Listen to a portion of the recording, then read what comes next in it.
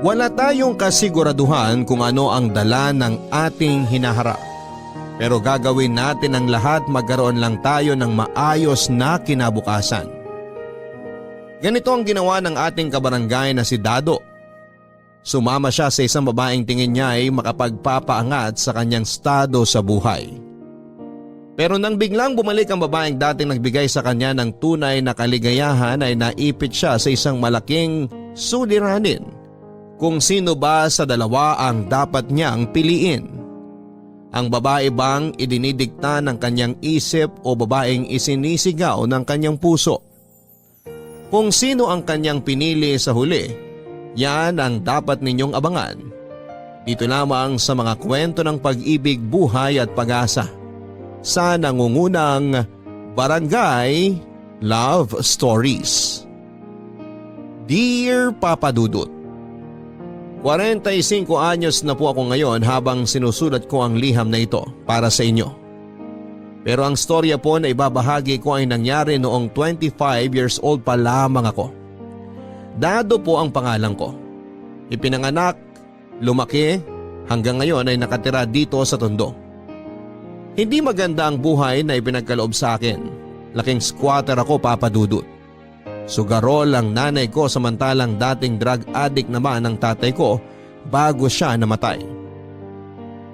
5 kaming magkakapatid at lahat kami ay hindi nabigyan ng pagkakataong makapagtapos ng pag-aaral. Sa murang edad ay maaga na akong nagbanat ng buto para mapakain ng nanay kong walang trabaho at 5 kapatid na palamunin. Dahil walang tinapos ay nahirapan akong kumayod, Papa Dudut. Kaya nauwi ako sa mga iligal na gawain. Natuto ako magnakaw, ito ang naging pangunahing hanap buhay ko noon. Kung matatawag man itong hanap buhay. Labas-pasok ako noon sa kulungan dahil sa naging trabaho ko. Ganon pa man ay hindi ko pa rin tinigilan ang masamang gawain yon. Ito lang po kasi ang tanging paraan para magkapera ako noon at mapakain ko ang pamilya ko. Saka na lang ako natigil sa pagnanakaw ng isang barkada ang magpasok sa akin sa kalakaran ng pagbebenta ng laman. Kahit papaano ay meron din naman daw akong itsura at magandang pangangatawan. Pwede ko raw itong gamitin para magkaroon ng mas malaking halaga ng pera. Dahil wala naman akong karapatang mamili ng trabaho ay pinatos ko po ito, Papa Dudut. At tama nga ang sinabi ng kabarkada ko. Malaki ang nakukuhang pera sa pagbebenta ng laman. Sa trabaho na ito ko na po nakilala si Tonya, ang babaeng nagpabago sa buhay ko.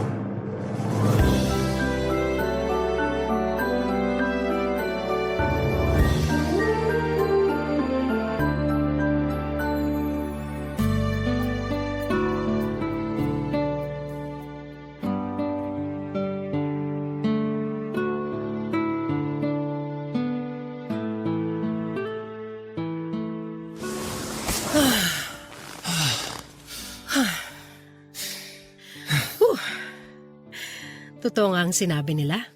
Na ano? Na magaling kang bata. Nag-enjoy ka ba? Oo, sobra. Ito yung matagal ko nang hinahanap eh. Ngayon ko na lang ulit naranasan. Patikim pa lang yan. Marami ka pang pwedeng maranasan sa akin. Talaga ba? O baka naman puro salita ka lang. 30% pa lang yung naranasan mo sa akin kanina. Malalaman natin yan sa susunod na pagkikita natin. Bakit? Alis ka na ba? Hindi pa. Gusto ko muna makipagkwentuhan sa'yo. Talaga? Ano bang gusto mong malaman tungkol sa akin? Ilang taon ka na nga ulit? 25. Malayo pa lang agwat natin ha. Nung ganyan pa ang edad ko, hindi ka pa ipinapanganak. Ilang taon ka na ba? Hulaan mo. 30? Sorry, bobo ko sa math eh. 50 na ako. Papasa na ako bilang nanay mo. Talaga ba? Hindi halata ah. Alam mo, babayaran naman kita eh, kahit hindi mo ako bulahin. Di nga. Totoo naman sinasabi ko eh. Bata ka pa talaga tingnan. Wala ka bang asawa? Meron. Eh, bakit kinagbabayad ng lalaki kung may asawa ka naman pala? Di na ba makatayo sandata ng asawa mo? Kaya pa naman. Ang problema, sa ibang babae ginagamit yung espada niya. Kaya sa iba ka rin sumasama. Gumaganti ka sa kanya. Hindi ako gumagante. Sinasagot ko lang ang pangangailangan ng katawan ko. Paminsan-minsan, kailangan mo rin diligan ng halaman. Kung niloloko ka ng asawa mo, bakit di mo pa siya iwalayan? Bata ka pa nga talaga. Hindi ganun kadali yun, Dado. Paanong hindi? Marami kang bagay na dapat i-consider bago ka makipaghiwalay. Mahirap magdesisyon basta-basta gamit ang emosyon lang. Kailangan mo rin gumamit ng utak. Kapag nakipaghiwalay ako sa asawa ko, ano mangyayari sa akin pagkatapos? Paano ang mga anak ko? Hindi mo pa yan maiintindihan ngayon kasi wala ka pang anak, wala ka pang asawa. Isa pa, hindi mo kilala ang asawa ko. Mahirap kalabanin ng taong yun. Hahayaan mo na lang ba na harap-harapan kang niloloko ng asawa mo? Hinahayaan ko ba talaga? Kaya ka nga nandito sa tabi ko, di ba? Di ka ba natatakot na baka mahuli tayo ng asawa mo? Wala namang pakialam yon kahit na mahuli niya ako eh. Ang mahalaga, hindi ako mahuli ng ibang tao dahil kapag nangyari yon, masisira ang pangalang inaalagaan namin. Yon ang dahilan kung bakit hindi rin ako nagsasalita. Kahit na nahuhuli ko siyang kasama niya ang mga kabit niya. Mga? Dado, kung mayaman ka, hindi lang isa ang magiging kerida mo. Kayang-kaya mong bumili ng 2, 3, hanggat may maisasalpak kang pera sa pagmumukha nila. Hindi ka mauubusan ng babae. Ibang klase talaga mayayaman, no? Sarap siguro maging milyonaryo. Masarap, pero mahirap. Lalo na kung hindi na kayang tumbasan ng pera ang mga bagay na hinahanap mo. Lahat naman ng bagay dito sa mundo may katumbas na pere. Hindi lahat. Maniwala ka sa akin, pera-pera lang yan. Basta may pera ka, lahat makukuha mo. Bata ka pa nga talaga. Pangalawang beses mo nang sinabi yan Hindi na ako bata. O siya, di hindi na. Magbihis ka na. Aalis na tayo bago tayo abutan ng araw. Walang trabaho si Tonya, Papa Dudut. Pero hindi na niya kailangan magtrabaho dahil mayaman naman ang asawa niya. Ito ang rason kung bakit sa kabila ng harap-harapang panloloko sa kanya ng asawa niya ay hindi siya maiwan-iwan ni Tonya dahil sa kayamanan nito. Isa pa ay ayaw din niyang iwan ang 3 niyang anak na siyang tanging nagbibigay sa kanya ng rason para mabuhay. Nagkakilala kami ni Tonya matapos akong irekomenda ng isang kaibigan sa kanya. Naghahanap siya noon ng bagong lalaki dahil nagsawa na raw siya sa dati niyang boy toy. Maganda si Tonya, Papa Dudut. Kahit na 50 anyos na siya ay meron pa rin siyang magandang pangangatawan. Hindi mo siya makikitaan ng linya sa mukha niya. Makinis pa rin ang balat niya na daig pa ang balat ng bagong panganak. Sa unang tingin ay hindi mo akalaing nagbabayad siya ng lalaki para lang masagot ang pangangailangan niya sa katawan. Meron kasi siyang maamong mukha, mga tipo ng mukhang mapagkakatiwalaan. Simula noon ay naging suki ko na si Tonya. Twice a week kami noon kung magkita at talaga namang tiba-tiba ako noon pagkatapos kong maibigay ang kagustuhan niya. Simula noon ay ako na ang nagbigay ng mga bagay na hindi kayang ibigay sa kanya ng asawa niya. Doon na po mas lumalim pa ang pagsasama naming dalawa, Papa Dudut. Sa sobrang pagkahumaling niya sa akin ay nagsimula na niya akong bigyan ng mga material na bagay. Sinimulan niya sa mga mamahaling relo na nasundan ng mga branded na damit at sapatos. Yun nga lang, Papa Dudut, ay kasabay ng paggasto sa akin ni Tonya ay ang pagkontrol niya sa buhay ko.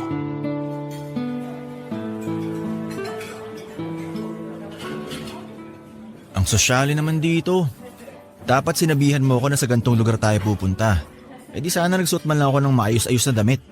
Para kanino ka mag-aayos? Para sa ibang customer? Hindi ka naman nila kilala. Isa pa, wala tayong kasama rito kundi yung mga server lang. Para saan pa't magsusuot ka ng maayos na damit? Siyempre, nakakahiya. Tinan mo nga tong suot ko, para akong tambay. Bakit, hindi ba totoo yun? Grabe ka naman sa akin. May trabaho naman ako, no? Ano, callboy? Trabaho bang tawag mo dun? Paano ka nga ba napasok sa trabahong yan? Gipit. Yun lang naman ang sagot dyan eh. Lahat ng taong katulad ko, Hindi naman namin ginusto tong trabahong to. Kung mas may maayos sana kaming hanap buhay, di sana wala kami sa lansangan. Hindi mo sana ako nakilala. Ayaw mo bang iwan yung pagko-callboy mo? Bakit naman? Dito ako kumikita eh. Kesa naman magnakaw, mas magandang trabaho na to. Pag tumigil ako sa pagko-callboy, saan ako kukuha na ipapakain ko sa pamilya ko? Sa'yo? O sige, Anong o sige? bibigyan kita ng monthly allowance kapag tumigil ka dyan sa trabaho mo. Bakit mo naman gagawin yun? Dahil gusto kong ako lang ang trabahuhin mo. Mabait akong tao pero madamot ako pagdating sa mga ari-arian ko. Talaga ba? Bakit yung asawa mo? Di mo pinagdamot? Dahil hindi ko naman siya pag-aari. Matagal na kaming may kanya-kanyang buhay. Magkasama kami sa isang bubong, pero magkaiba na ang buhay naming dalawa. At huwag mo nang pakialaman ng buhay pamilya ko. Mag-focus ka na lang sa akin. Magkano ibibigay mong monthly allowance sa akin? Magkano ba gusto mo? Plano kong pabalikin sa pag-aaral yung bunso kong kapatid eh. Medyo malaki-laki kailangan ko. Okay na ba yung 50,000? Yun lang? Lang? Buwan-buwan yun ha? Pero kung may tataas pa, baka pwede mo pang dagdagan. Ako nang bahala dyan. Kapag pumayag ka sa gusto ko, kailangan mong sumunod sa rules ko. Anong klaseng rules naman yan? Nasabi ko na kanina yung una, huwag kang makialam sa family affairs ko. Mas maganda na yung wala kang alam. Bawal mong kontakin ang sino man sa pamilya ko, lalo na ang asawa ko. Maniwala ka sa akin, para sa ikabubuti mo yan at hindi para sa akin. Ba't ko naman gagawin yun? Wala naman akong pake sa asawa mo, no? Mas maganda na yung sigurado. Pangalawa, kapag aksidente tayo nagkita in public, hindi tayo magkakilala. Hindi mo ako kilala at hindi rin kita kilala. Kahit simpleng eye contact, wag mong gawin sa akin, naiintindihan mo? Sige, kaya ko naman gawin yun. Kikitain mo lang ako tuwing schedule natin. Bawal kang pumunta sa bahay. Bawal mo akong puntahan.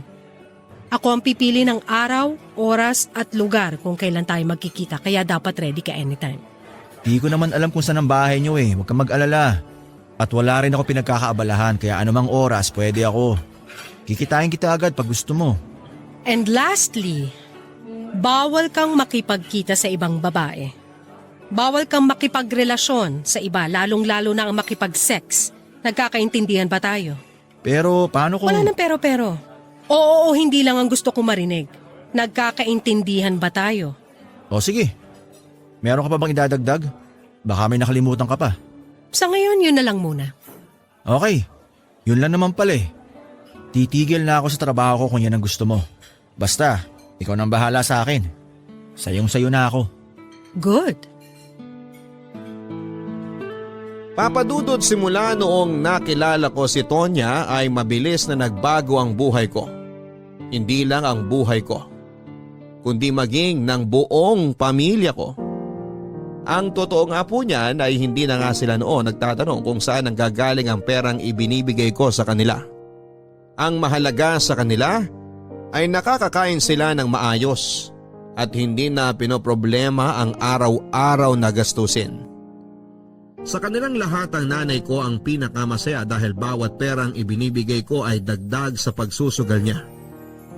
Hindi ko ikakaila papadudot na si Tonya ang dahilan ng pag-angat namin mula sa kahirapan. Kaya naman hinayaan ko lamang siyang makuha ang gusto niya mula sa akin. Halos 8 buwan ako naging kabit ni Tonya at sa loob ng 8 buwan na yon ay nagbuhay mayaman ako. Nakatira na ako noon sa isang kondo na binili ni Tonya para sa akin para hindi na kami mahirapang magkita. Isang sasakyan din ang pinangalan niya sa akin. Maliban dito ay nakatapak na rin ako sa iba't ibang bansa tuwing isinasama niya ako sa mga travel niya abroad. Papadudot ako na yata ang pinakaswerteng lalaki sa mundo ng mga panahong yon. Ang kailangan ko lang gawin ay ibigay ang atensyon at pagmamahal na hindi niya matanggap mula sa asawa niya at sagot na nito ang lahat ng pangangailangan ko. Akala ko noon ay wala na akong mahihiling pa dahil ang mga dating pinapangarap ko lang ay natatamasa ko na kapalit lang ng ilang gabing kasama si Tonya. Pero ang kagustuhan ko sa buhay ay biglang nagbago nang muli kong makita ang ex-girlfriend kong si Star. Papadudot magkababata kami ni Star Magkasama na kaming lumaki at sabay na namulat sa malupit na mundong ito. Magandang babae si Star. Itinago nga lang ng kahirapan ang tagline nitong kagandahan. Ganun pa man ay siya ang unang babaeng bumihag sa puso ko. Makulit kasi siyang tao at mataas ang pangarap sa buhay. 17 anyos lang siya noon nang mabuntis siya. Pero dahil wala naman siyang kakayanang mag-alaga ng bata noong panahon na yon, at dahil na rin sa kahirapan ay napilitan siyang ibenta ang kanyang dinadala sa mag-asawang hirap magkaanak. 20 anyos na kami noon nang sinimulang kong ligawan si Star. Hindi ako ang unang nobyo niya pero isa ako sa mga taong pinagkakatiwalaan niya. Magaan ang loob niya sa akin at ramdam niya na totoo ang pagmamahal ko sa kanya. Kaya niya ako sinagot, Papa Dudut. Mabilis din namang natapos ang relasyon naming dalawa ni Star. Dahil isang araw ay bigla na lang siyang nawala sa lugar namin. Nabalitaan ko na lamang na sumama na pala siya sa isang matandang foreigner sa kagustuhang matakasan ang hirap ng buhay. Papa Dudut, umalis siya nang walang paalam. Ni hindi man lang niya nilinaw kung ano ang mangyayari sa relasyon namin matapos siyang umalis. Simula noon ay hindi ko na po siya nakita. Lumipas ang 5 taon ay wala akong natanggap na balita mula sa kanya. Hanggang sa muli nga kaming nagkita sa isang coffee shop.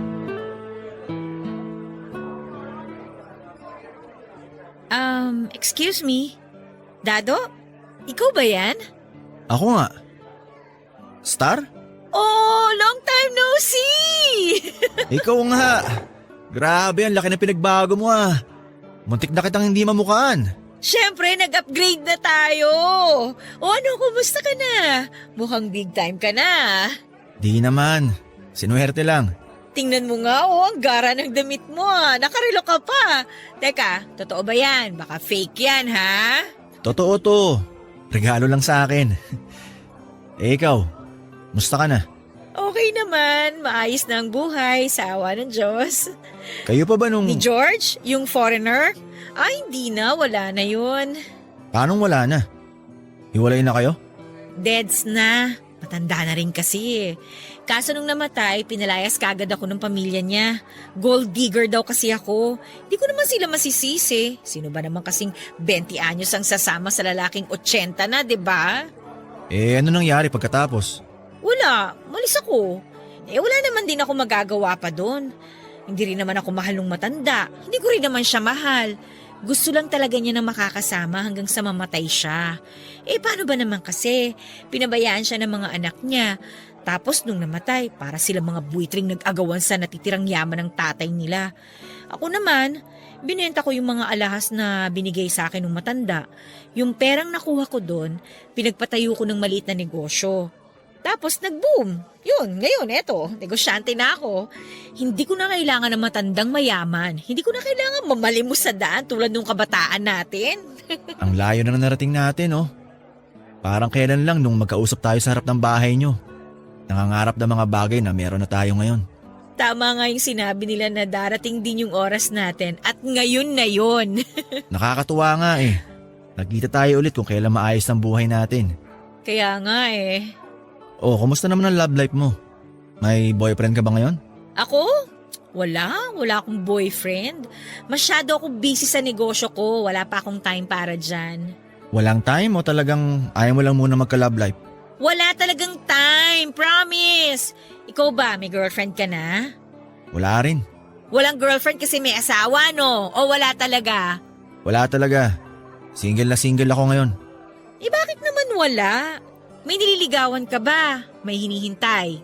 Sabihin na lang natin na may hinihintay akong bumalik. At nakita ko na siya ulit ngayon. Nakita mo na? Ako ba yan? Ayoko mag-assume ha. Pero hindi naman siguro ako yung tinutukoy mo, no? Pwedeng oo, pwedeng hindi.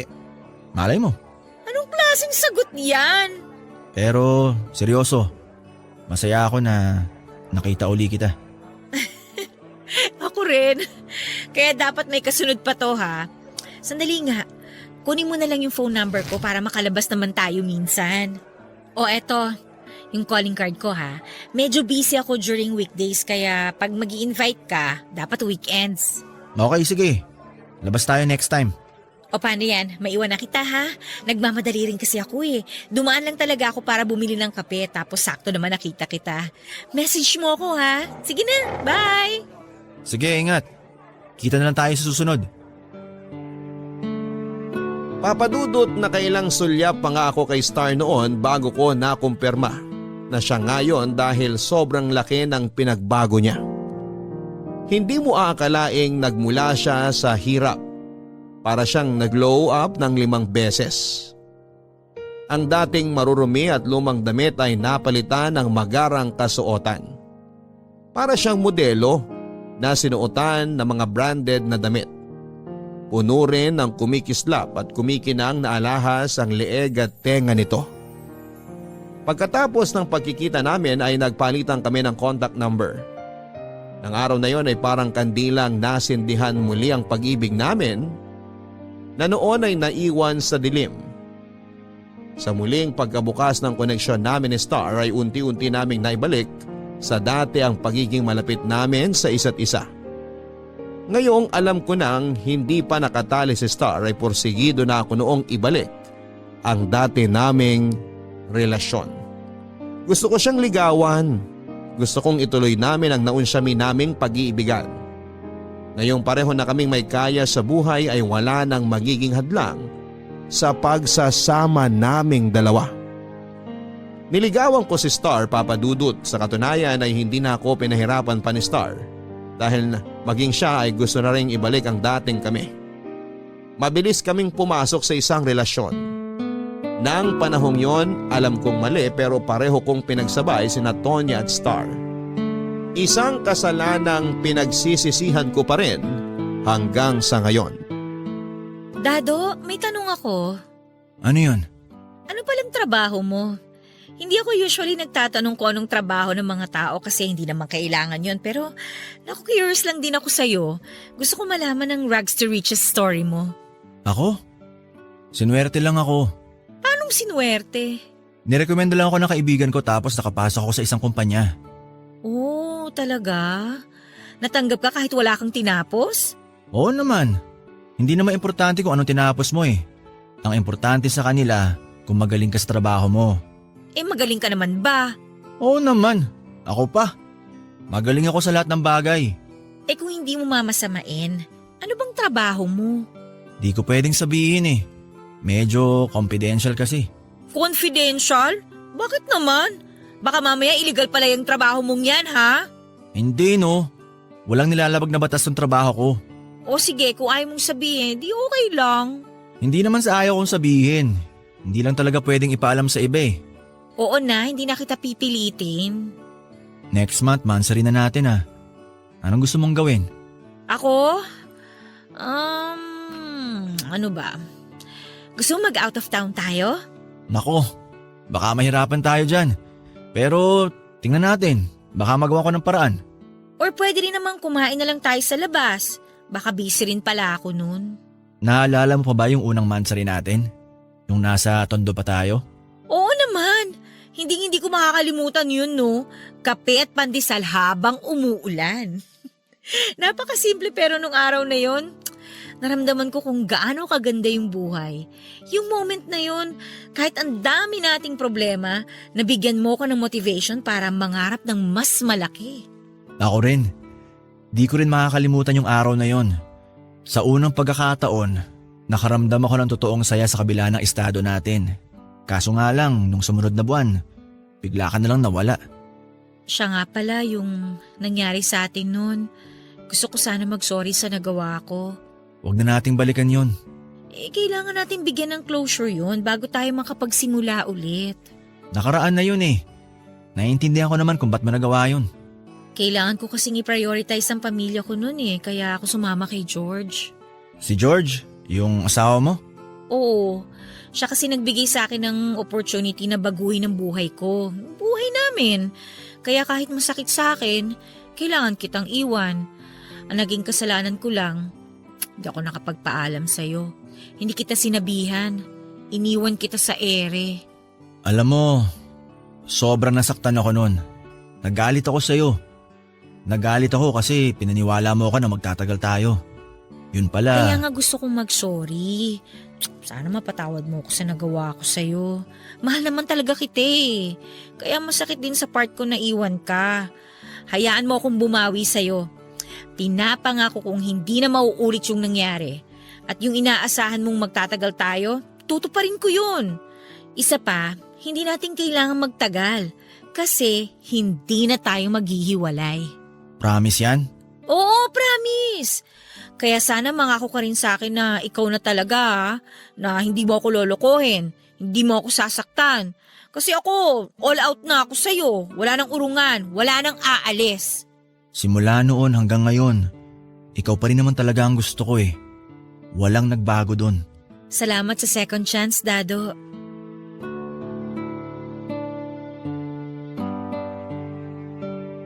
Papadudot, inilihim ko kay Star ang relasyon naming dalawa ni Tonya. Alam ko kasing hindi maganda ang reaksyon ni Star kapag nalaman niya kung ano ang ginagawa naming dalawa ni Tonya. Gumawa ako ng ibang kwento kung paano ako nagkapera na agad namang pinaniwalaan ni Star. Isa pa, hindi ko na kailangan pang banggitin si Tonya dahil plano ko naman noong makipaghiwalay sa kanya. Nabigyan ako ng pangalawang pagkakataong makasama si Star at hindi ko nasasayangin pa ang chance.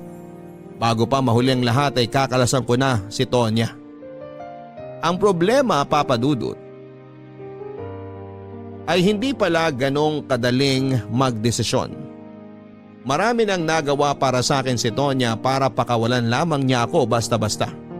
Napagtanto ko na hawak-hawak pa rin ni Tonya ang lahat ng meron ako sa ngayon. Ang tinitirhan ko, ang gamit na sasakyan, ng perang nagpapakain sa akin maging sa mga suot kong damit. Lahat ay nasa kamay ni Tonya. At kapag kumawala ako sa kanya ay kasabay din niyang mawawala ang mga ito. Isang bagay na hindi ko kayang mangyari. Sa akin pa rin kasi umaasa ang buo kong pamilya at kapag nawala si Tonya ay babalik ulit kami sa dati. Wala rin naman akong trabaho noon na babagsakan kaya wala akong ibang pagpipilian kundi ang manatili sa buhay ni Tonya. Itinuloy ko ang relasyon namin ni Star at kasabay nito ay patuloy pa rin akong nakipagkita kay Tonya. Ginawa ko ang lahat para maitago sila sa isa't isa pero may hangganan. Ang kakayahan kong yon, Papa Dudut. Dumating ang araw na kinakatakutan ko at yon ay nang mahuli ni Tonya ang relasyon namin ni Star. Papadudot, halos 1 taon na noon ang tagong relasyon namin ni Tonya. Samantalang 6 na buwan naman ang sa amin ni Star. Medyo mahirap ang magkaroon ng dalawang buhay na magkaiba. Lalo na at ang isa rito ay puno ng kasinungalingan. Minsan nga ay nalilito na rin ako sa mga nangyayari sa punto na muntik na akong mahuli sa sikretong tinatago ko. May pagkakataon noon na niregaluhan ko si Star ng kwintas na para dapat kay Tonya. Dumating din sa puntong sabay nila akong kinailangan. Pero dahil nakaschedule ako kay Tonya ay siya ang sinipot ko at nagrason na lamang ako kay Star. Alam kong nagkakaroon na noon ng pagdududa si Tonya. Bigla kasi siyang naghigpit sa akin. Oras-oras niyang inaalam kung saan ang kinakaroonan ko. Minsan nga ay nahuli ko siyang kinakalikot ang cellphone ko habang nasa CR ako. Mabuti na lamang at 2 ang gamit kong cellphone. Isa para kay Tonya at ang isa naman ay para kay Star. Ilang buwan din po akong tumagal sa ganong sitwasyon bago natuldukan ng lahat, Papa Dudut. Nasa kalagitnaan kami noon ni Star sa date namin nang biglang magpakita sa amin si Tonya nang walang pasabi.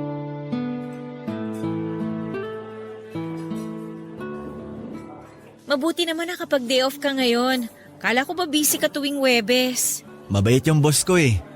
Pinayagan naman ako mag-off. Sinabi ko kasi may emergency ako.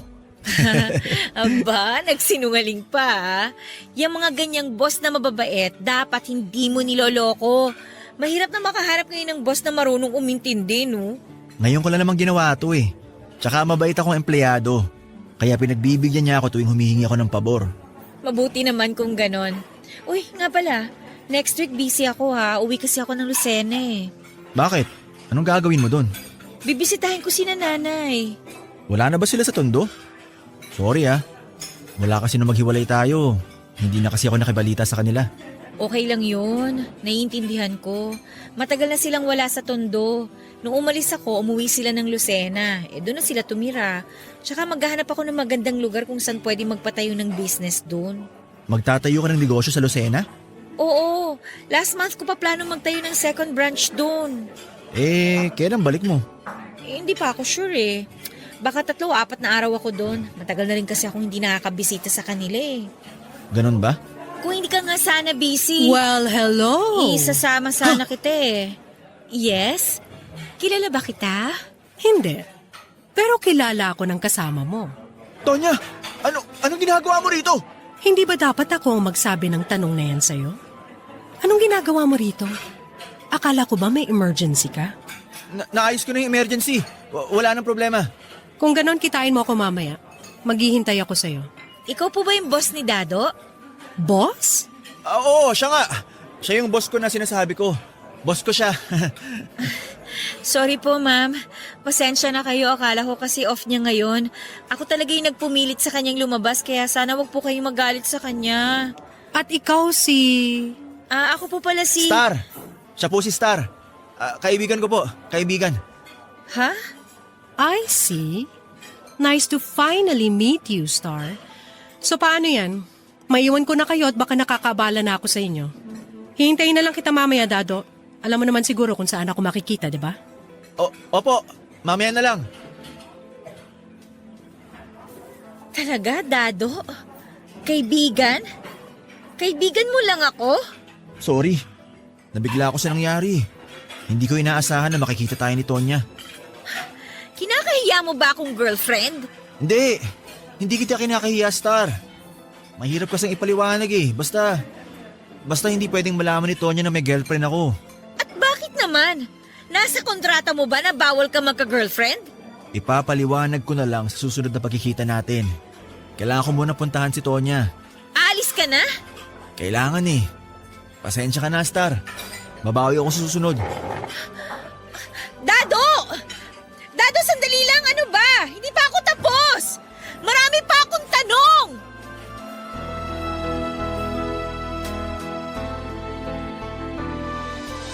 Nabigla ako sa hindi inaasahang pagdating ni Tonya, Papa Dudut. Kaya hindi agad ako nakapag-isip ng maayos na rason. Alam kong pareho silang nagtaka sa mga lumabas sa bibig ko. Si Tonya na pinalabas kong boss ko at si Star na ipinakilala ko bilang kaibigan. Nagalit si Star sa akin ng araw na yon dahil hindi ko inamin na girlfriend ko siya. Alam kong maging si Tonya ay ganon din ang nararamdaman ng mga oras na yon. Naipit ako sa sitwasyon kaya wala na akong ibang nagawa kundi ang magsinungaling. Hinayaan ko munang humupa ang init ng ulo ni Star bago ko siya muling kinausap.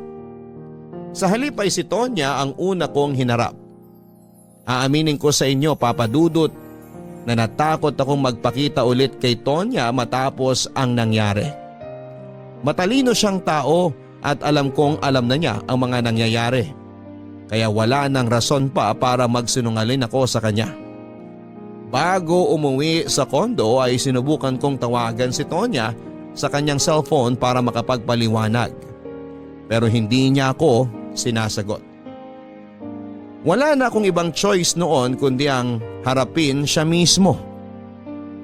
Pagkarating ko sa tinitirhang kong kondo ay nadatnang ko si Tonya noon na naghihintay.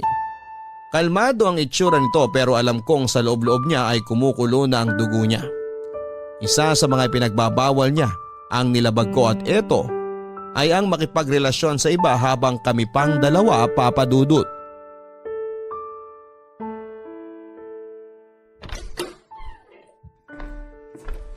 Tonya, kanina ka pa ba dito? Maupo ka, Dado.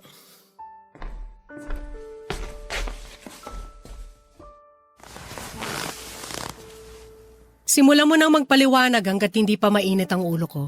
Tonya, kung ano man yung iniisip mo, hindi totoo yan. Kaibigan ko na talaga si Star. Kababata ko siya. Sabay kaming lumaki sa Tondo.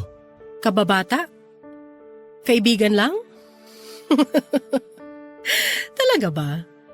Nagsinungaling ka sa akin na may emergency ka para lang sa kaibigan? Yan ang gusto mong paniwalaan ko? Totoong sinasabi ko. Maniwala ka naman sa akin. Walang namamagitan sa amin ni Star. Hindi ko siya girlfriend kung yun man ang iniisip mo. Huwag mo nang ipagpilitan, Dado. Hindi mo ako mapapaikot sa mga kasinungalingan mo. Alam kong girlfriend mo siya. Anong tingin mo sa akin? Bata na madaling mauto? Huwag ako. Dahil sa edad kong to, basang-basa ko na lahat ng mga galaw mo. Tonya! Umamin ka na. Girlfriend mo siya? Oo, dati. Naging kami noon. Nung nagkita kami uli, nagkabalikan kami. Sabi na nga ba eh. Akala mo hindi ko napapansin yung biglang pagbabago ng ugali mo? Dado, asawa ko nga nahuhuli ko sa mga kataksilan niya eh. Ikaw pa kaya? Sinadya mo bang magpakita sa amin kanina? Oo. Nung nagpaalam ka sa akin, sinundan kita mula dito hanggang sa meeting place nyo ng girlfriend mo. Bakit mo ginawa yun? Wala ka bang tiwala sa akin? Wala. Sinubukan kitang pagkatiwalaan, Dado, pero simula nung nagduda na ako sa mga kilos mo, binawi ko na ang tiwalang ibinigay ko sa'yo. Kailanman, hindi pa nagkakamali ang mga hinala ko at pinatunayan mo lang na tama ako, na hindi ka dapat pagkatiwalaan. Tahimik lang ako pero napapansin ko lahat ng galaw mo. Akala mo hindi ko nakikitang may ibang phone kang gamit? Na palagi ka nagmamadaling umalis tuwing nagkikita tayo? Na nababawasan ang atensyon mo sa akin? Naranasan ko na lahat ng bagay na yan sa asawa ko, kaya hindi mo na ako maloloko. Iniisip mo pa lang ang susunod na galaw mo, alam ko na kung anong gagawin mo. Alam mo kung bakit? Kasi pare-pareho lang kayo. Napaka one-dimensional niyong mga lalaki. Masyado kayong predictable. Sana maintindihan mo ako, Tonya. Oo, hawak mo ang oras ko pero di mo hawak ang puso ko. Di mo ko madidiktahan kung sino dapat ang mahalin ko. Gusto mo bang ipaalala ko ulit sa'yo yung mga bagay na hindi mo dapat gawin habang nakikipagkita ka sa akin? Hindi na kailangan. Nasa puso't isip ko lahat ng sinabi mong bawal kong gawin. Yun naman pala eh. So anong ka-estupiduhan to? Kayang-kaya kitang palitan, Dado. Kung nabago ko ang buhay mo sa isang pitik lang, kaya rin kitang ibalik sa dati ora mismo. Tonya, wag mo namang gawin to. Nag-aaral pang kapatid ko. Kailangan ko to. Kailangan kita. Pwes, sumunod ka sa gusto ko. Gagawin ko ang lahat. Bigyan mo lang ako ng second chance. Lahat? Sigurado ka ba dyan? Oo! Hindi mo alam kung gaano kalaki na itulong mo sa akin at sa pamilya ko. Malaking pasasalamat ko doon kaya sana hiya mo akong bumawi. Madali lang naman akong kausap. Kung handa kang gawin ang lahat para sa akin, patunayan mo. Iwan mo si Star. Ano? Hiwalayan mo ang girlfriend mo. Di ko yan pwedeng gawin. Mahal ko si Star, Tonya. Mamili ka. Pamilyang binubuhay mo o ang taong mahal mo? Tonya naman. Sabihan mo ako kung nakapagdesisyon ka na. Maiwan na muna kita. Baka sakaling makapag-isip ka ng tama kung mag-isa ka.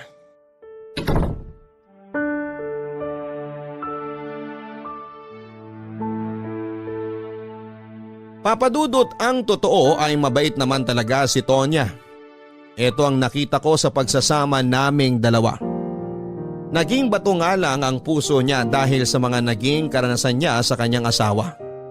Ang lalaking dati niyang minahal ay pinagtaksilan siya, hindi lang isang beses kundi paulit-ulit.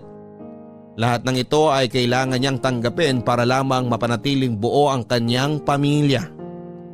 Hindi ko naman siya kinakampihan dahil meron akong nahihita sa mga masasamang ginagawa niya. Pero gusto ko lang din sabihin na kung anuman siya ngayon ay dahil pinagkaitan lang siya ng kapalaran. Ganon pa man ay hindi ko kayang ibigay ang hinihiling ni Tonya, Papadudot.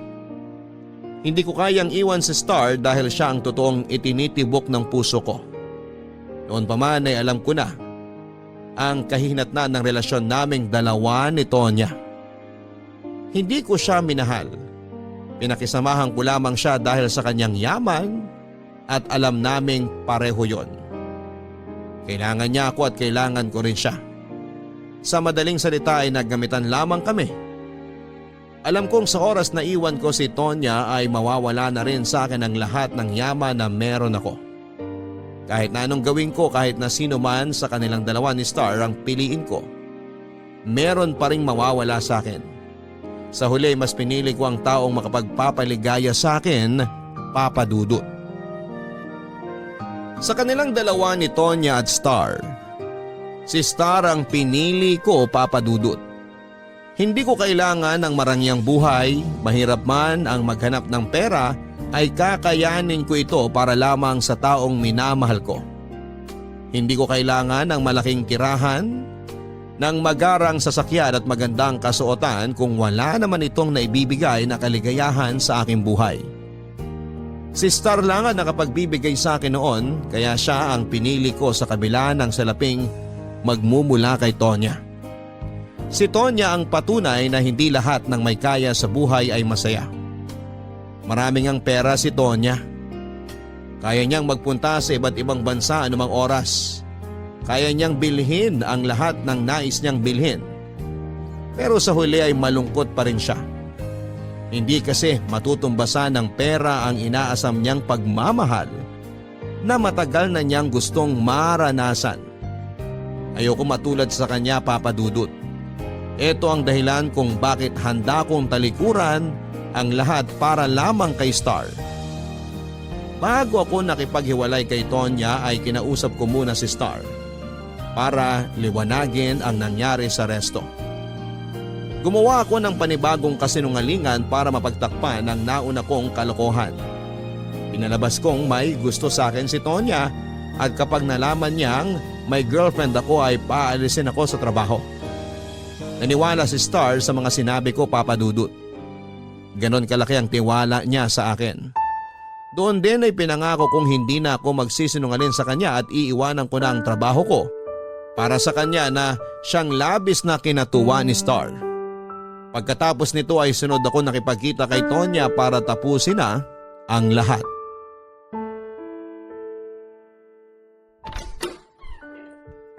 Late ka, saan ka na naman ang galing? Sorry, may kinausap lang ako. Ibig sabihin ba ng presensya mo rito may napili ka na sa aming dalawa? Oo, nakapagdesisyon na ako. Good. Maligo ka na. Kailangan mong bumawi sa isang oras na sinayang mo. Kanina pa ako naghihintay rito. Tonya, mag-usap tayo. Mag-usap tungkol saan? May kailangan pa ba tayong pag-usapan? Tungkol sa pinili ko. Tonya, si Star ang pinili ko, hindi ikaw. Anong sabi mo? Si Star ang mahal ko. Siya ang taong gusto kong makasama hanggang sa pagtanda ko. Mas pipiliin mo ang babaeng yon kesa sa akin? Aanhin ko ang yaman na meron ka kung hindi naman ako masaya. Tonya, alam nating pareho na hindi natin gusto ang isa't isa. Sex lang naman ang habol mo sa akin, di ba? At pera mo lang ang habol ko sa'yo. Sa tingin mo ba tatagal tayo sa ganitong sitwasyon? Pero mahal kita. Dado, willing akong ipaglaban ka basta piliin mo lang ako. Kahit iwalayan ko ang asawa ko kung gusto mo. Hindi mo ako mahal. Mahal mo ang mga bagay na naibibigay ko sa'yo na hindi kayang iparamdam sa'yo ng asawa mo. Sana huwag kang malito sa mga nararamdaman mo. Pero totoo, mahal kita, Dado. Ikaw ang gusto ko. Tapusin na natin to, Tonya. Eto yung susi ng kondo. Eto naman yung sa kotse. Iiwan ko na rin itong telepono na binili mo para sa akin. Hindi mo na kailangang ibalik yung mga yan. Para sa'yo talaga yan, please. Dado, wag mo naman akong iwan ng ganito. Di ba nangako ka sa akin? Pinangakuan mo ako na ibibigay mo ang lahat sa akin? Pangako yun kapalit na mahihita ako sa'yo. Masyado ako nabulag sa mga regalo mo, sa pera mo, kaya handa ako ibigay ang lahat noon. Pero iba na ngayon. Hindi ko na kailangan ng mga bagay na meron ako ngayon. Dahil nahanap ko na ang totoong makapagbibigay ng kaligayahan sa akin. At si Star yun. So itatapo mo na lang ako basta-basta? Matapos mo makuha ang gusto mo, iiwan mo ako ng ganito na lang? Tonya, huwag kang umastang biktima rito dahil ang totoo, naggamitan lang tayo. Nakuha ko ang gusto ko sa'yo, nakuha mo ang gusto mo sa akin, kaya quits lang tayo. Paano na ang kapatid mo? Nag-aaral pa siya. Patitigilin mo siya sa pag-aaral para lang sumaya ka? Maghahanap ako ng trabaho para maipagpatuloy yung pag-aaral niya. Ikaw? Ni high school nga, hindi mo naranasan? Paano ka makakahanap ng trabaho? Maliban sa pagbebenta ng katawan, anong trabaho pang pwede mong gawin? Hindi porket wala akong tinapos at mahirap lang ako, mamatahin mo na ako. Marami pa akong kayang gawin na hindi mo alam, Tonya. Yan ang problema sa inyong mahihirap. Nakatikim lang ng kaunting ligaya, handa nang iwan ang lahat. Hindi kayo marunong gumamit ng utak. Kaya kayo namamatay na mahirap eh. Kaya ka rin siguro malungkot hanggang ngayon kasi ganyan ang turing mo sa mga tao na nakakababa sa'yo. Oo, mahirap kami, pero kaya naming sumaya. Ikaw, nasa iyo na nga ang lahat, pero ang tanong, masaya ka ba? Kaya kong sumaya anytime, Dado. Marami akong pera. Sana nga. Sana kaya kang bigyan ng kaligayahan ng pera mo. Pero kahit anong gawin mo, hindi na mapipigilan ng pera mo pag alis ko. Sige, umalis ka. Iwan niyo ako. Ganyan naman kayo eh. Kapag nagsawa namang iiwan. Sanay na ako. Ano pa bang ina-expect ko? Pero ito ang tandaan mo, Dado. Hindi pa to ang huling pagkikita natin. Tingin mo makakaalis ka sa mga kamay ko ng basta na lang? Paalam, Tonya. Hindi pa tayo tapos! Huwag mo ako tinatalikuran! Dado! Pagkatapos kong iwan si Tonya ay agad kaming nag-live-in ni Star. Sa kanya ako tumira, Papa Dudut. Katulad ng inaasahan ay binawi ni Tonya ang lahat ng ibinigay niya sa akin. Nang tanungin ni Star kung ano nangyari sa mga ari-arian ko ay pinalabas kong nalubog ako sa utang. Kaya kinailangan kong ibenta ang sasakyan maging ang kondo na ginagamit ko. Simula noon ay hindi na nagtanong pa si Star tungkol sa nangyari. Mahirap man ay eto ang naging bunga ng pagsira ko sa tiwala ni Tonya. Tanggap ko na noon na babalik na naman ako sa paghihirap pero hindi ko hahayaang mangyari yon. Sinikap kong maghanap ng trabaho, yun nga lang dahil wala naman akong tinapos at wala ring sapat na karanasan ay nahirapan akong makahanap ng matinong trabaho. Ang nakitang solusyon ni Star sa problema ko ay ako ang naisip niyang mag-manage ng kanyang negosyo. Nang panahon na yon kasi, Papa Dudut, ay plano niyang magbukas pa ng isa pang negosyo kaya kailangan niya ng titingin dito. Ilang buwan ang lumipas ay naging maganda ang relasyon namin ni Star, Papa Dudut. Akala ko noon ay natakasan ko na sa wakas ang mga problema ko pero ang totoo ay paparating pa lamang pala kami sa isang malaking unos. Isang araw ay bigla na lang umuwi si Star at galit na galit. Oh, Star! Napaaga yata. Walang yaka! Bakit? Anong ginawa ko? Ba't mo ko sinampal? Kailan mo pa ako pinaglololoko? Ha? Kailan pa, Dado? Anong pinagsasabi mo? Hindi kita maintindihan. Tingin mo, bobo ako? Alam ko na ang totoo. Alam ko na ang lahat. Kumalma ka nga muna. Sabihin mo sa akin, ano yung totoong pinagsasabi mo?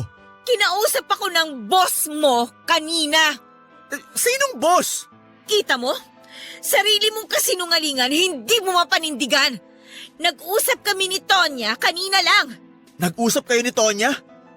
Anong pinag-usapan nyo? Kailangan ko pa bang ulitin kung anong sinabi niya sa akin? Kasi alam kong alam mo na ang sagot sa tanong mo. Kung ano man ang sinabi niya sa'yo, sinisiraan lang niya ako. Walang katotohanan namang pinagsasabi niya sa'yo. Di ba sinabi ko naman sa'yo na may gusto siya sa akin? Kaya gagawin niyang lahat para lang masira tayo. Huwag mo nang subukang isalbay ang sarili mo dahil sirang-sira ka na sa akin, Dado. Star, pakinggan mo naman ang side ko. Mas maniniwala ka kay Tonya? Sabihin mo nga sa akin ang totoo. Callboy ka? Ha? Oo, dati. Callboy ako dati.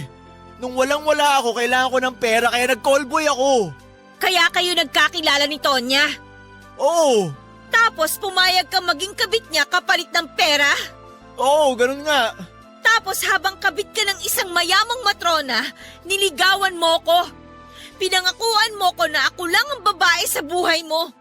Ako naman si tanga, sinagot naman kita. Ngayon, pinagsabay mo kaming dalawa.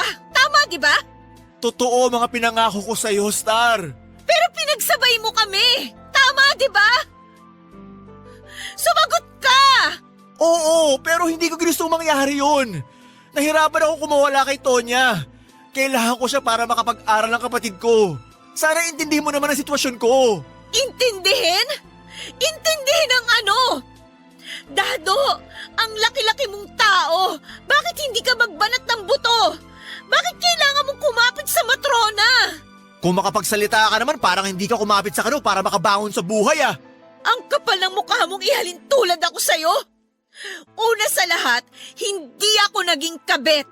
Pangalawa, wala akong mga taong pinagsabay na niloko, kaya wag mo akong itutulad sa'yo. Hindi kita niloko, Star.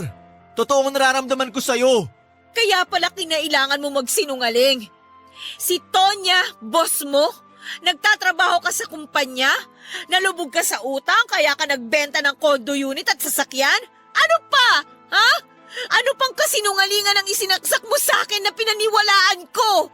Star, nagawa ko lang naman ang lahat ng yun kasi naipit ako eh. Hindi! Ginawa mo lahat ng yon kasi ginusto mo. Kung sasabihin ko ba sa'yo yung totoo nung simula pa lang, matatanggap mo ba ako? Di ka makasagot, di ba? Kasi kahit sabihin ko pa ang totoo sa'yo noon o ngayon, iisa lang ang kahinat na ng lahat. Magagalit ka pa rin sa akin. Kaya mas pinili ko na lang na itago sa iyong lahat bago ko tapusin yung sa amin ni Tonya.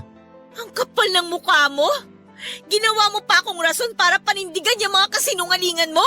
Star, please! Humihingi ako ng tawad sa'yo. Huwag ka nang humingi ng tawad kasi hindi kita mapapatawad sa ginawa mo. Makakaalis ka na. Bibigyan kita ng 1 oras para mag-empake. Star, huwag ka namang ganyan! Gusto ko pagbalik ko, wala ka na rito sa pamamahay ko!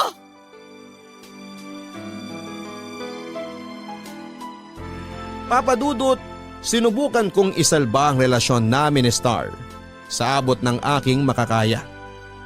Pero kahit na anong gawin ko ay ayaw na niya akong pagkatiwalaan. Nang araw ding yon ay nakipaghiwalay siya sa akin at pinalayas niya ako sa kanyang bahay. Napilitan po akong bumalik sa Tondo, ang lugar na nagpaalala sa akin kung gaano kahirap ang buhay. Halos araw-araw ko noong pinupuntahan si Star para humingi ng pangalawang pagkakataon. Pero ni anino niya ay ayaw makipagkita sa akin. At dahil nga sa galit ay sinugod ko si Tonya sa kanilang pamamahay. Kinausap ko ang asawa niya at isiniwalat ang lahat na nangyari sa amin dalawa ni Tonya. Nagulat ako nang tawanan lamang ako ng asawa niya. Para bang wala siyang pakialam sa nangyari. Sa halip na magalit kay Tonya ay binantaan pa niya ako na kapag lumapit ako sa pamilya nila ay sa kulungan na ang magiging bagsak ko. Nag-file sila ng restraining order dahil sa panggugulo ko. Simula noon ay hindi ko na po sinubukang bumalik pa sa lugar na yon. Lumipas nga ang mga buwan ay unti-unti ko na ring natanggap na wala na talaga kaming pag-asa ni Star na magkabalikan. Siguro ay eto na rin ang karma ko dahil 2 babae ang niloko ko at pinagsabay. Sa sumunod na taon ay nabalitaan ko na lamang na ikinasal na pala si Star. Muli po akong bumalik sa hirap. Ganoon pa man ay hindi ko na binalikan ang mga dating gawain kong pagnanakaw at pagbebenta ng laman. Sinikap ko pong magbago, Papa Dudut. Naghanap ako ng trabaho at paunti-unting bumangon sa buhay. Sa ngayon ay nakatira pa rin ako dito sa Tondo. Medyo maayos-ayos na rin naman ang buhay namin. Hindi man marangya pero napupunan na namin ang mga pang-araw-araw naming pangangailangan.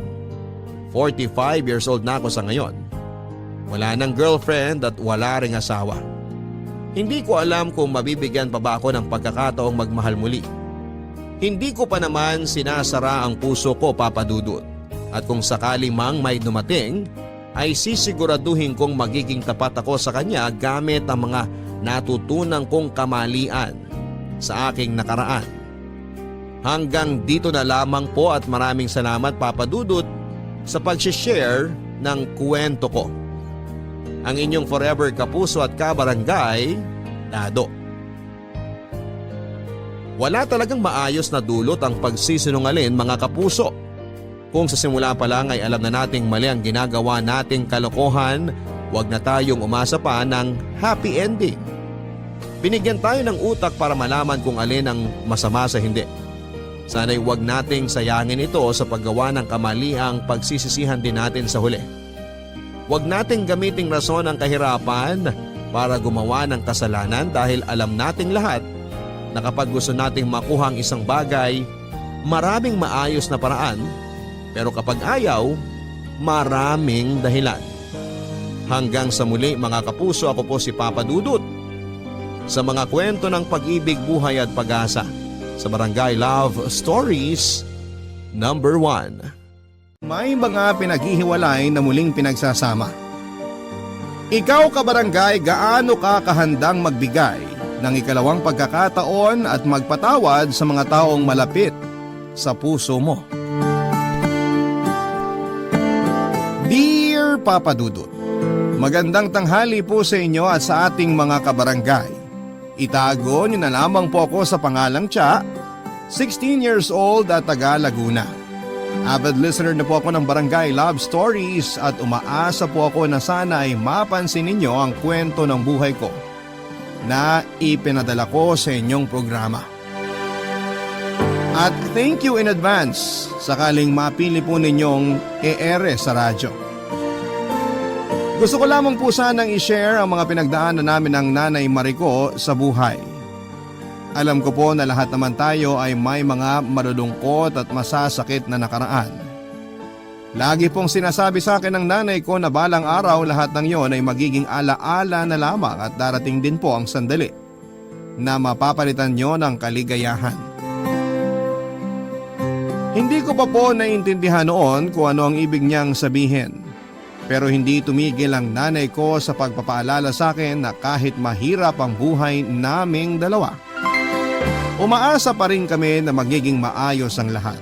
At aaminin ko na malaki ang impluwensya ng mga paalala niyang yon sa akin upang hindi ko maramdamang kulang ako kahit na wala akong kinamulatang tatay.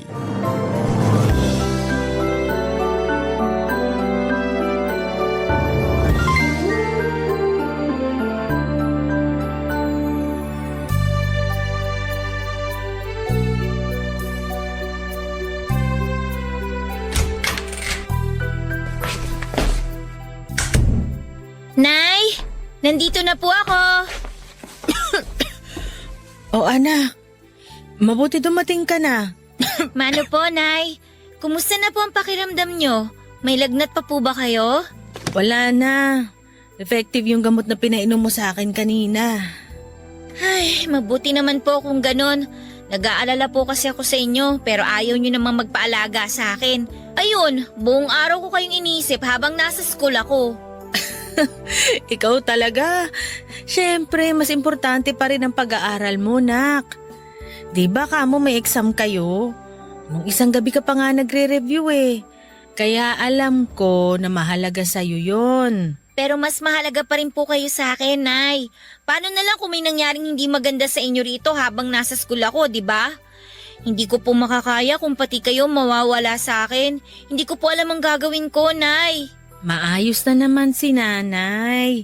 Tsaka hindi pa ako kukunin ng Panginoon dahil marami pa akong dapat gawin. Isa na doon ang igapang ang pag-aaral mo hanggang makatapos ka sa kolehiyo. Kaya nga kahit maganda kuba na ako sa pagtatrabaho, titiisin ko. Alang-alang sa'yo, anak. Ay, nandun na po tayo. Pero wag niyo naman pong pagurin ang sarili niyo. Balita ko, hindi kayo kumakain sa tamang oras, tapos nagpapatuyo rin kayo ng pawis sa likod. Talagang magkakasakit po kayo niyan, Nay. Wala po ako lagi sa tabi niyo para paalalahanan kayo ng mga bagay na sinasabi niyo rin sa akin. Oo, tingnan mo tong batang to. Biglang ako naman ang pinagalitan. Hindi po ako nagagalit. Nagpapaalala lang po ako. Hindi ba sabi nyo, kahit alam na natin ang isang bagay, importante pa rin na may nagpapaalala sa atin?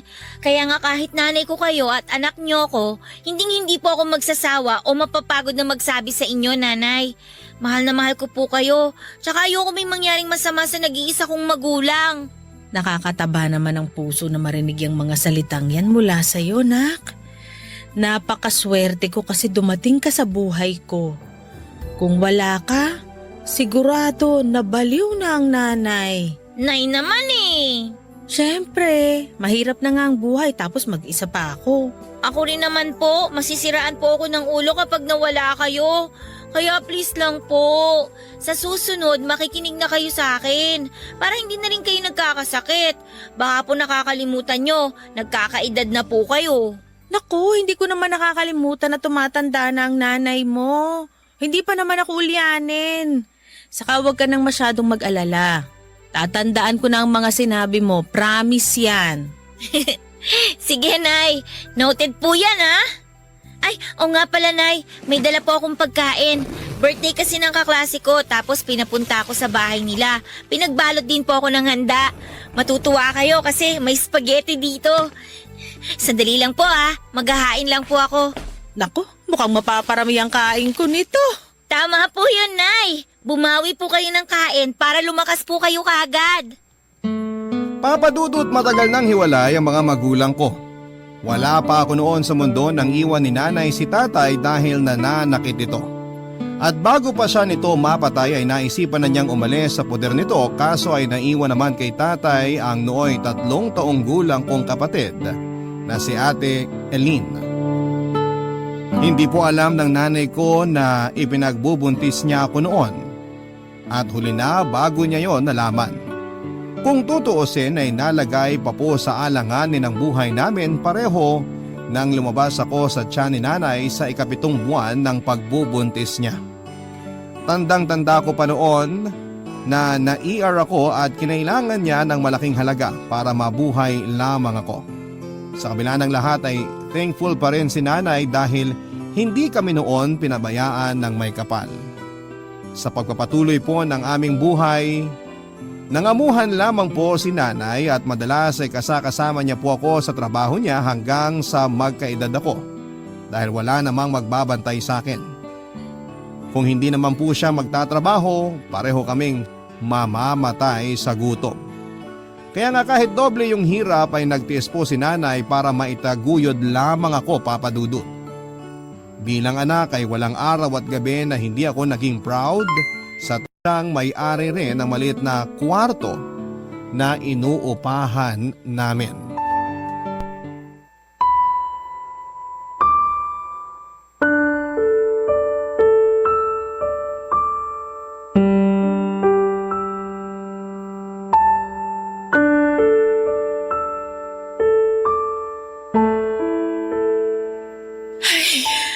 Nay, kanina pa po kayo malungkot at nag-aalala dyan.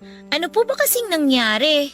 Kasi naman, narinig ko ang mga kamag-anak ng namatay kong amo na sila na raw ang mamamalakad nitong tinitirhan natin, nak. Naku, natatakot lang ako dahil baka paalisin nila tayo. Bakit naman po nila tayo paaalisin, Nay? Wala naman po tayong ginagawa sa kanila. Tsaka yung amo niyo po yung nagpatira sa atin dito sa paupahan niya. Nandun na tayo. Pero noon yun, nung nabubuhay pa siya. Ay, anak, alam mo naman na sumasala tayo sa pag-aabot ng bayad natin ng renta rito, di ba? Pero pinagpapaumanhinan lang tayo nang namatay kong amo dahil naaawa siya sa ating magnanay.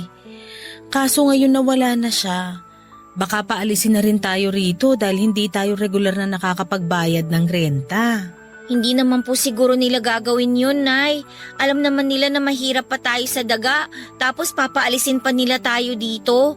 Tsaka ngayon lang naman po tayo hindi regular na nakakapag-abot dahil nagkasakit nga po kayo, tsaka hindi po nakakapasok sa trabaho. Sana nga mapagpasensya nila ang sitwasyon natin. Nagsisikap naman tayo sa buhay na balang araw makakaahon din tayo sa hirap, nak. Kaya nga po, Ating dalawa. Pero bata ka pa, hindi mo dapat masyadong pinoproblema ang mangyayari sa hinaharap. Ang pag-aaral mo ang dapat na inaatupag mo. Pasensya ka na kung nakapagsasabi ako ng mga hinaing ko at pangamba. Pero hindi ibig sabihin nun ipoproblemahin mo na rin ang mga bagay-bagay na dapat ako ang nag-aalala. kung sosolohin niyo po ang problema at pag-aalala, mahihirapan po kayo, Nay. Kahit bata pa po ako, may muwang na po ako sa mundo. Alam ko po kapag malungkot kayo o may masakit sa inyo, pwede niyo pong sabihin sa akin ang mga kinakatakot niyo. Wala man po akong magagawa sa ngayon, at least gumaan po yung pakiramdam niyo. Alam mo, Nak, tama ka. Medyo nawala nga ang pag-aalala sa dibdib ko kasi nakwento ko na sa'yo. Kita nyo? Sabi sa inyo, kausapin nyo lang po ako eh. Kaya, Nay, wag na po kayo masyadong mag-alala ha, dahil hindi po mangyayari ang kinatatakutan nyo. Hindi po tayo mapapaalis sa tinitira natin kasi makakapagbayad naman po tayo sa mga utang natin. Tama yun.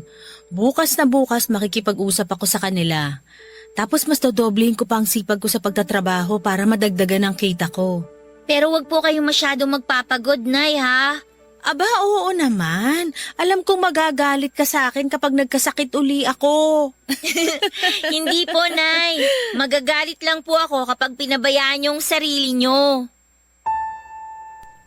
Papa Dudut, maswerte si nanay dahil nakakatagpo siya ng mga taong may mabubuting puso na siyang kinakasangkapan ng Diyos para mapadali ang aming buhay. At isa na nga po doon ang amo niya na nagpatuloy din sa amin sa paupahang bahay nito para aming tuluyan. Kaya lang matapos nga po nitong mamatay ay nagkaroon ng pagkakataon ng mga kamag-anak niya na angkinin ang properties niya. Kasama na po doon ang mga paupahan niya. At ang unang ginawa ng mga kamag-anak niya ay paalisin kami. Ang totoo ay hirap po kaming makabayad ng renta ni nanay kaya pinag-initan nila kami at sinabi sa amin na hindi sila ampunan.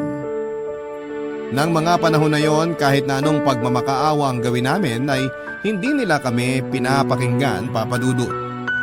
Naiyak na nga lang kami ni nanay habang isa-isang dinadampot ng mga damit at gamit namin sa lupa na pinagtatapon nila.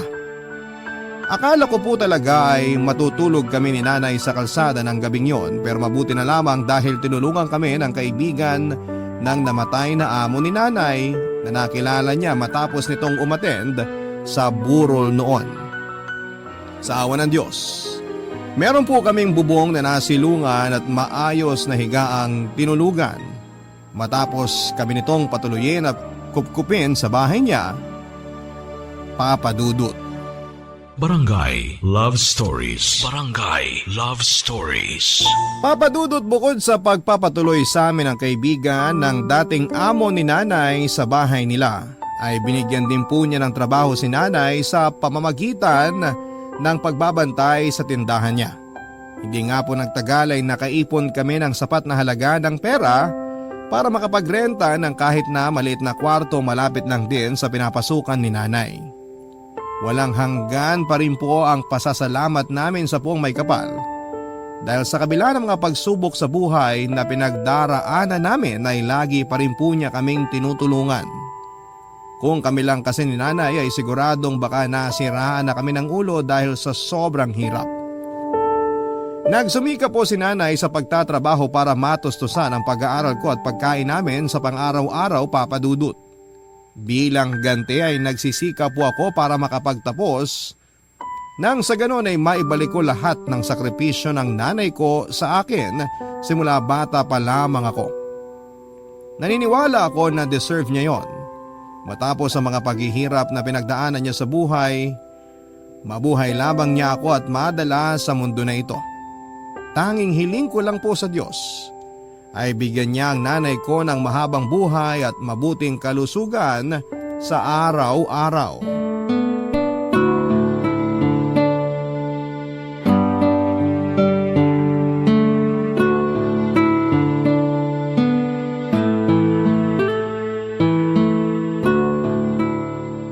Nak, napakaswerte pa rin natin kasi meron at meron pa ring mga tao na kinakasangkapan ng Panginoon para tulungan tayo, no?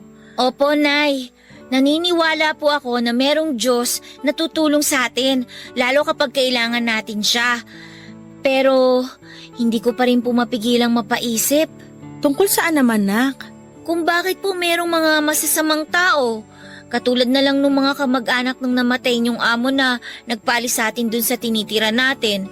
Hindi po ba sila naaawa sa atin? Wala na po ba talaga silang konsensya? Bakit kailangan nila tayong tratuhin na parang maruruming hayop? Ay, Cha, hindi ko rin alam ang sagot sa tanong mo pero wala na tayong magagawa kung ayaw nila na manatili pa tayo doon. Kung tutuusin, mas mabuti ang kalagayan natin ngayon eh. Nandun na po tayo. Pero paano kung hindi tayo tinulungan ng kaibigan ng dati niyong amo? E di sa kalsada po tayo natulog. Hanggang ngayon po, hindi ko pa rin po ma-imagine na magpalipas tayo ng gabi sa kalye. Paano na lang kung may nangyaring masama sa atin doon, Nay? Paano na lang kung umulan ng malakas?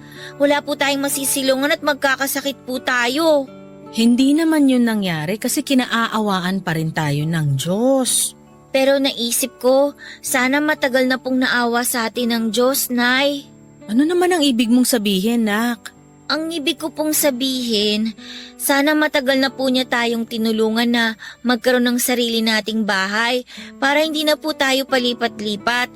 Kasi kahit sanay na tayo sa ganun, nakakapagod pa rin po eh. Anak, nasa ating mga gawa ang katuparan ng mga pangarap natin sa buhay. Katulad ng sinasabi mong pagkakaroon natin ng sariling bahay. Ang Diyos, patnubay natin siya at pag-asa para magpatuloy at magsumikap sa buhay. Saka imbis na questionin mo siya, dapat nga magpasalamat ka sa kanya kasi hindi natin naranasan yung sinasabi mo na matulog sa kalsada o mapahamak doon, maulanan at magkasakit. Mapalad pa rin tayo dahil nagpadala siya ng mga tao para tulungan tayo. Sorry po, Nay, kung masyado po ako nag-isip ng hindi magaganda. Ayos lang yun, Nak. Lahat naman tayo dumarating sa punto na madadaig ng mga problema. Pero lagi pa rin nating isipin na lilipas ang lahat. Meron at meron pa ring mga mabubuting tao na tutulong sa atin. Balang araw, gusto ko po ako naman yung tumulong sa kapwa ko kasi alam ko yung pakiramdam na nangangailangan. Mangyayari yon kapag nagsumikap ka at hindi mo kukwestiyonin ang plano ng Diyos sa'yo, anak. Oo, mahirap sa umpisa pero wala tayong hindi malalagpasan kapag kasama natin siya. Salamat po sa palaging pagpapaalala. Malaking bagay po yung mga payo nyo, lalo kapag nakakalimot ako. Ikaw din naman, lagi mo akong pinapaalalahanan. Saka, sino-sino pa ba ang magtutulungan? Tayong dalawa rin naman, diba? Opo, Nay. O siya, tama na nga tong usapan na to. Mabuti pa tulungan mo na ako maghain doon para makakain na tayo. Nagluto ako ng paborito mong adobong sitaw, Nak. Talaga po, Nay? Naku, ipapakita ko po sa inyo kung paano ko itataob yung kaldero.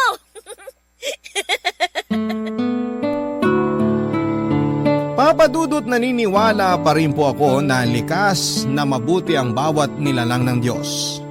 Kasi kahit mas marami yung mga masasama at malulungkot na balita sa telebisyon at social media, ay meron pa rin pong iilan na mababait at pilit na nagpapakabuti. Pero minsan kahit na anong pangaral sa akin ni Nanay na lahat ng tao ay ganon o kahit papaano ay merong kabutihan sa puso, ay hindi ko po yun may apply sa sarili kong ama.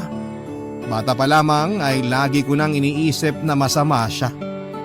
Kasi kung totoong mabait siya ay hindi niya hahayaang masira ang aming pamilya. Kung totoong mahal niya si Nanay ay hindi niya ito paulit-ulit na sasaktan. Madalas ay naiinggit po ako sa mga kaibigan ko na biniyayaan ng mabuti at mapagmahal na tatay. Na itatanong ko sa Diyos, ano kayang pakiramdam na may tinatawag na tatay o papa sa pamilya? Lagi-lagi ko pong iniisip ang mga bagay na yon, pero ayaw ko namang bumalik pa si tatay sa buhay namin dahil pakiramdam ko ay mas magiging doble ang pasakit na pagdadaanan namin ni Nanay. Kaya lang ay mapagbiro ang kapalaran dahil isang araw ay bigla ko na lamang naabutan sa inuupahan namin ni Nanay ang tatay ko, Papa Dudut.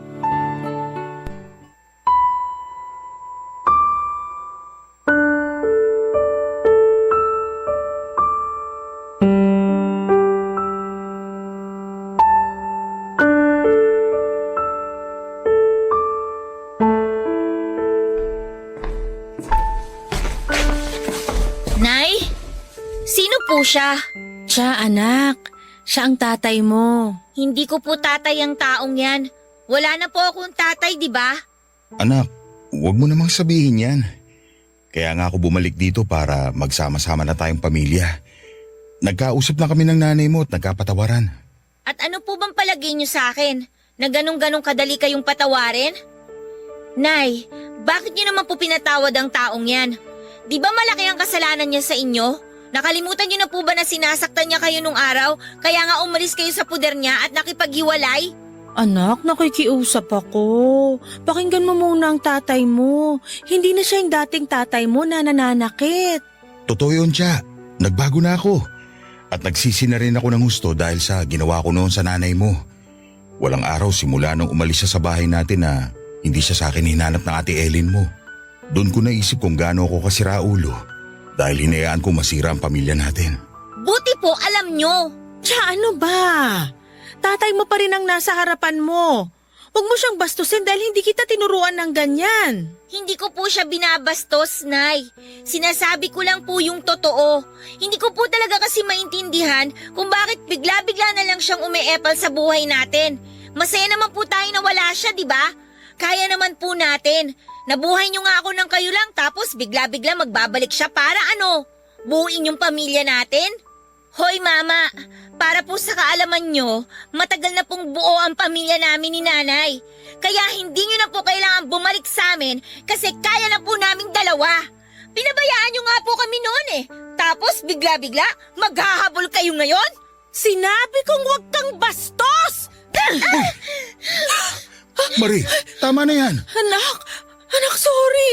Tia, anak, ayos ka lang ba? Huwag kayong lalapit sa akin, galit ako sa inyo! Galit din ako sa inyo, Anay! Sorry, nak, hindi ko sinasadya. Kung gusto niyo magsama po kayo, basta ako hindi ko pa matatanggap ang taong yan! Tia, sandali! Kakausapin ko na lang siya kapag kalmado na siya. Paano kung hindi niya ako matanggap? Paano kung hindi na mabuo ang pamilya natin? Huwag mo na lang munang masyadong isipin ang tungkol sa bagay na yun. Sa ngayon, bumawi ka sa anak mo. Iparamdam mo sa kanya na nagsisisi ka na sa ginawa mo at desidido ka na mabuo ang pamilya natin uli. Papa Dudut, sabihin niyo na po na masama akong anak dahil sa naging asal ko at pananalita sa tatay ko. Pero masisisi niyo ba ako? Buong buhay ko ay wala akong itinuring na ama tapos ay bigla-bigla na lamang na walang pasabi na magbabalik siya sa buhay namin ng nanay ko. Kung nasikmura siya ng nanay ko na patuloyin sa pamamahay namin, kausapin at ituring na parang bisita, pues ako po ay hindi. Niayaw ko nga siyang tignan sa mga mata at ayaw kong pakinggan ang mga sinasabi at pakiusap niya. Alam ko na may magsasabi dyan na tatay ko pa rin siya kahit pagbali-balik ta rin kuma ng mundo. Oo, nando na tayo sa hindi mawawala na magkadugo kami at siya ang dahilan, Papa Dudut, kung bakit ako nabubuhay ngayon. Pero ng mga panahon na yon ay nagbingi-bingihan po ako, Papa Dudut. Meron pa rin naman akong karapatang magalit sa kanya dahil sa mga pinaggagawa niya noon kay nanay. At meron pa rin akong karapatang kamuhian siya ng paulit-ulit kahit na sabihin niyang nagbagong buhay na siya.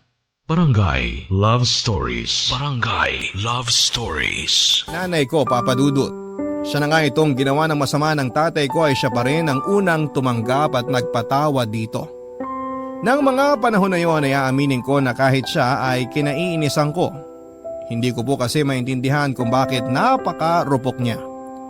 Hindi ko naman siya pinagbabawalang mag-asawang muli kung gugustuhin niya pero parang ang hirap tanggapin ang plano niyang pakikipag-ugnayan sa tatay ko.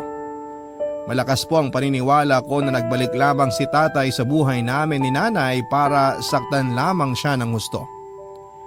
Marami po akong tanong noon, Papa Dudut. Tulad ng posible ba na magbago ang isang tao at ma-realize niya isang araw kung ano yung mga kasalanan niya sa kapwa niya. Kung oo, bakit gusto niya pa ulit bumalik sa buhay ng mga taong nasaktan niya? Hindi ba niya alam na yung paghihiwalay nila ng landas ang pinakamabuting regalo niya para sa mga taong nagawa niya ng masama? Yun po ang eksaktong damdamin ko ng panahon na yon tungkol sa pagbabalik ni tatay sa buhay namin.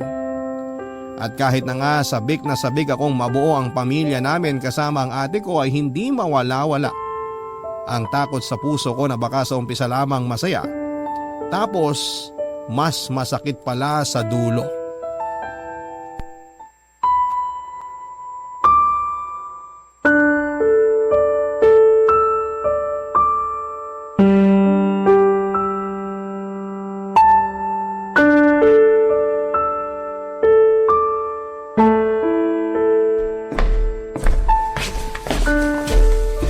Anak, hindi ka pa ba nagugutom? Nagluto ako ng paborito mong ulam. Nakahain na dun sa mesa. Okay lang po ako, Nay. Hindi pa po ako gutom. Tsaka kailangan ko po kasing tapusin tong assignments ko eh. Deadline na po kasi sa makalawa. Ay, galit ka pa rin ba sa akin? Nay naman eh. Alam niyo naman po na hindi ko kayo kayang tiisin, di ba? Tsaka, hindi po ako galit. Naiinis lang po ako. Naiintindihan ko kung saan nanggagaling ang inis mong yan. At pasensya ka na kasi binaliwala ko ang feelings mo, anak. Tapos nasaktan pa kita. Hiyang-hiya ako sa sarili ko matapos kong gawin sa'yo yun. Kasalanan ko rin naman po kasi naging bastos ako. Tama po kayo nang sabihin yung hindi niyo ako pinalaki ng ganon. Kaya palagay ko dapat lang talaga na sampalin niyo po ako. Ikaw talaga? Hindi nga kita pinadadapuan sa lamok ng baby ka pa kasi sobrang selan mo kaya. Kaya pasensya ka na talaga, anak ha. Wala na po yun. Apology accepted. Pero Nay, ano po bang plano niyo? Sigurado na po ba kayo na may kipagbalikan kayo kay tatay? Ang sa akin lang naman po, paano po kung saktan niya ulit kayo? Hindi ko po siya mapapatawad pag nangyari yun. Nakikita ko naman sa tatay mo na sincero siya sa mga sinasabi niya sa akin, nak. Alam mo ba nung nagkausap kami, humingi kaagad siya ng tawad sa akin. Umiyak din siya at kulang na lang magmanikluhod siya sa harap ko. Inawat ko na nga lang kasi ayoko namang gawin niya yun. Oo, may kasalanan siya sa akin nun. Hindi pa rin naman mawawala yung takot sa dibdib ko na baka isang araw maulit-uli yung naranasan ko sa mga kamay niya kapag pinabalik ko siya sa buhay ko at sa pamilya natin. Kung mangyayari yun, hindi ko mapapatawad ang sarili ko lalo kung idadamay ka pa niya. Kaya nga nagdadasal ako sa Diyos. Humingi ako ng patnubay sa kanya kung tama ang desisyon ko na bigyan pa ng tsansa ang tatay mo para makasama natin. Sa huli, magaan ang dibdib ko, anak. Kaya alam ko rin na tama ang desisyon kong yun. Bukod doon, miss na miss ko na ang ate mo, nak. Hindi ko siya nakita at nakasama ng mahabang panahon. Pero alam ko naman na hindi ko pwedeng ipilit sa'yo na tanggapin uli ang tatay mo. Mahalaga sa akin ang kapakanan mo. Nay, mahalaga rin po sa akin ang kapakanan nyo. At kung mas magiging masaya kayo sa second chance na binigay nyo kay tatay at sa pamilya natin, susubukan ko po na tanggapin siya. Nandun pa rin po yung alinlangan. Pero alam ko na sa likod po natin ng Diyos. Hindi niya po tayo pababayaan. Kasi hindi naman niya tayo pinabayaan, di ba? Salamat, nak, dahil malawak ang pangunawa mo. Sobrang proud na proud ako sa iyo sa mga bagay na handa mong isang tabi alang-alang sa ating pamilya. Mahal na mahal kita. Mahal na mahal din po kita, Nay. At wala akong hindi kayang gawin para po sa pamilya natin. Papadudot matapos po ang pag-uusap naming yon ni Nanay ay aaminin ko na nahiya ako sa sarili ko at sa asal ko. Hindi naman po kasi talaga tama na hayaan kong mamayani ang galit sa puso ko lalong-lalo na sa sarili kong ama. Hindi naman po talaga sagad sa buto ang galit ko sa kanya. Siguro ay mas nangingibabaw lang sa akin yung takot dahil ayoko nang masaktan muli kami ng nanay ko dahil sa pag-asa na mabubuo ulit ang aming pamilya. Pero mabuti pa rin po ang Diyos dahil pinatunayan niya sa amin ni Nanay na merong mga pagkakataon sa buhay na ibinibigay kapag nararapat na ang panahon. At yun po ang pagkakabalikan nila ni tatay. Kitang-kita ko naman po ang effort ng tatay ko na makabawi sa amin ni Nanay at mas maging mabuting padre di pamilya sa amin. Kaya kahit nasa pag-a-adjust pa rin ako ay hindi ko naman po tuluyang sinarado ang puso ko na balang araw ay mapapatawad ko na po si tatay at mabubuong muli ang pamilya namin nila nanay.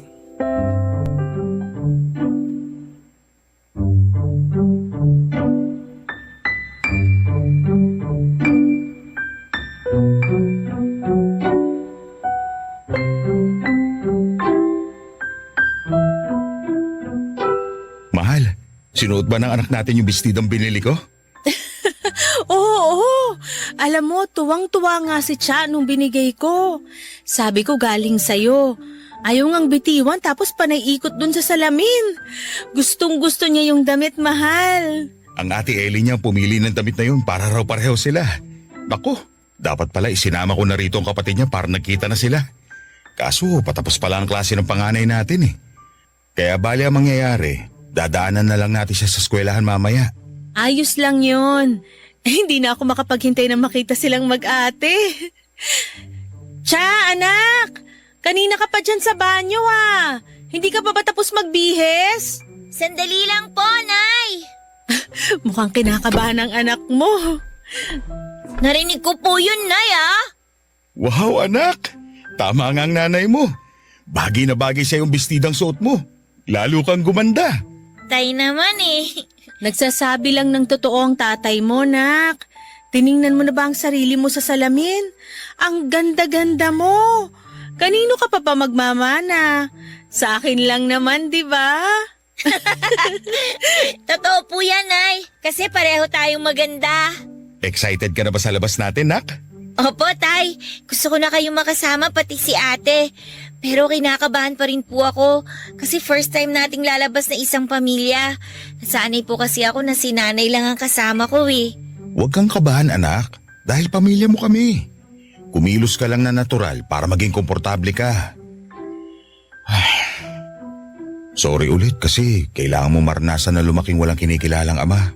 Bukod dun, ang dami niyo ring hirap na pinagdaanan ng nanay mo.